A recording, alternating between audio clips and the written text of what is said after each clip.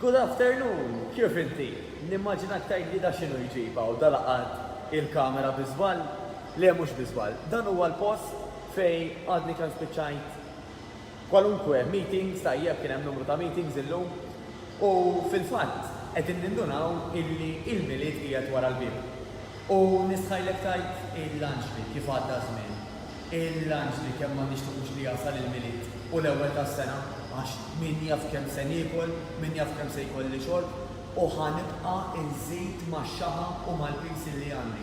Aħjar ma jiġi xejn.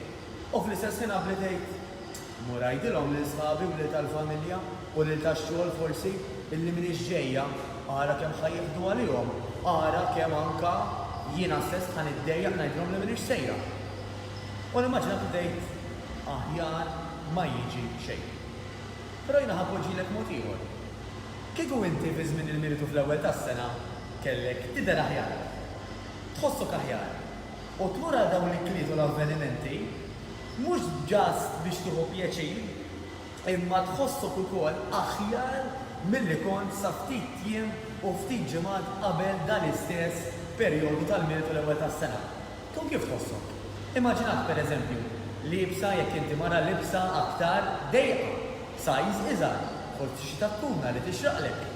Jew jekk inti raġel, immaġinat li bes omos puliti illi ma jkollokx għalfejn jiżżomm min-nifs għax tibża li ħadd xi buttu b'nagħtu l-qogħdu ta' quddiemek, imma tħossok komdu, relax, kif ngħidu bl-Ingliż, u tieħu pjaċir waqt dak l-avveniment u waqt dik l-ikla. Ma jkunx aħjar kieku, ma jkunx anke sabiħ illi forsi min ilu ma jara kejn, prositaw, nieżel jaqgħu x'inti tagħmel fejn qed tmur.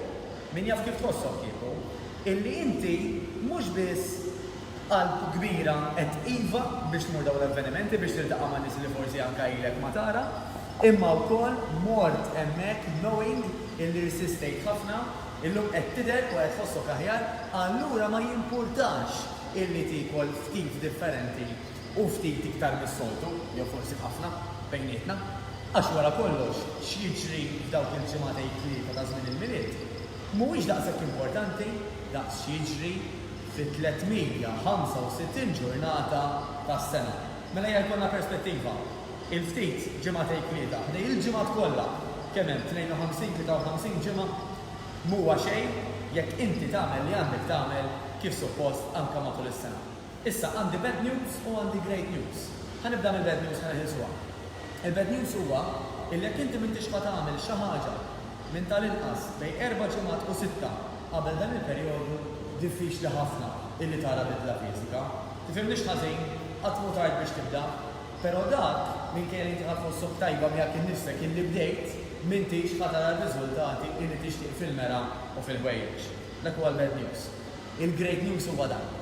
Illi rajna trasformazzjonijiet, rajna ħafna bidliet illi saru f'perjodu ta' madwar 6 ġimgħat, fil-fatt anke ħanpoġġilkom dawn it-trasformazzjonijiet hawn taħt dan il-video fil-comment section fej dawn in-nies mhux biss dewħosshom immens aħjar jitilgħu tara aħjar għandhom aktar nifs, għandhom aktar enerġija, qegħdin ukoll ta' eżempju għal dawk in-nies li jgħixu magħhom u li jiltaqgħu magħhom ta' spiss. Għax interessanti. Hemm min jgħid li jiena li ħanagħmel vera ħanagħmel għalija, però ħanagħmilha wkoll għal dawk in-nies illi jmissu miegħi. Għax meta ma jkollix aptit nagħmel xi ħaġa, jew meta jkolli tentazzjonijiet impoġġi lilhom f'moħħi u ngħid jiena li qed nagħmel mhux għalija biss għalihom ukoll. Mela ħanerġa' nifoka fuq dak li naf u nixtieq illi għandi nagħmel. U għaldaqstant erġajna ftaħna il-famuża 6-week challenge fejn qed nagħmlu dawn li jgħidulhom introduction meetings fejn jiena ħankun qed niltaqa' miegħek personalment ħalli nsir nafek u biex inti ssir tafni. Issir taf il-programm u jiena nfehmek anke l-programm kif jaħdem u jekk nara li l-programm jgħod għalik ħanajdlek nistgħu nagħmlu hekk u hekk u nfehmek id-dettalji kollha.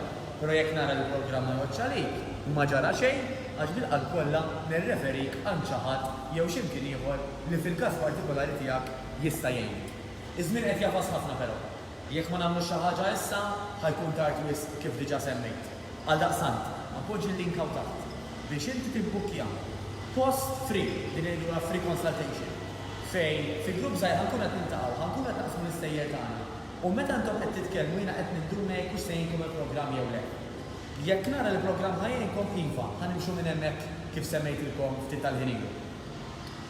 Issa, peress li ma postijiet limitati għax l-ispazju xinu fil-fatt aħna niltaqgħu hawnhekk in-naxxar u ma rridux illi jkun hawn numru infinit ta' membri għax inkella jkun hawn geġwiġija, importanti immens illi da il-postijiet ħaniftruhom għal ftit minn nies biss li jgħixu hawn Malta. Jistgħu jkunu barranin, bil-qal kollha ġifieri jistgħu anke ma jitkellmux il-Malti, ma importanti ħafna li jgħixu Malta. Tajjeb, għax naf li anke minnkom ħadfeġġu lill-familjari tagħkom biex jinaqdu magħkom ukoll għad-diskussjoni ħallek il-bambiniet jekk tintażlu anke jagħmlu dan il-programm magħkom. Mela, il-postijiet huma ftit, ħatitlu fuq il-link li ħanpoġġilkom hawn taħt, jitlalkom kalendarju kemm sempliċement tażlu data u ħin u ħaniltaqgħu biex jekk il-bambiniet nibdew minn hemmhekk. L-għażla hija tiegħek. Jew ħatħalli żmien jgħaddi u ma tagħmel xejn u jasal il-miliet u tgħid ara xi ġej tagħmel bidi komplejt inżid ix-xaħam, jew inkella dan il-miliet u l-ewwel tas-sena ikun forsi l-aħjar miliet u l-ewwel tas-sena illi kellek f'dawn l-aħħar snin għax qed tħossok, qed tidher u qed tiċċaqlaq u taġixxi aħjar ta' kuljum u bis-saħħa tiegħek anke ħatejn il-ħadd ieħor jagħmel l-istess. Għal aktar informazzjoni għandna l-website inniżlaw taħt www.6weekchallengemalta.com u hemm anke l-contact number 990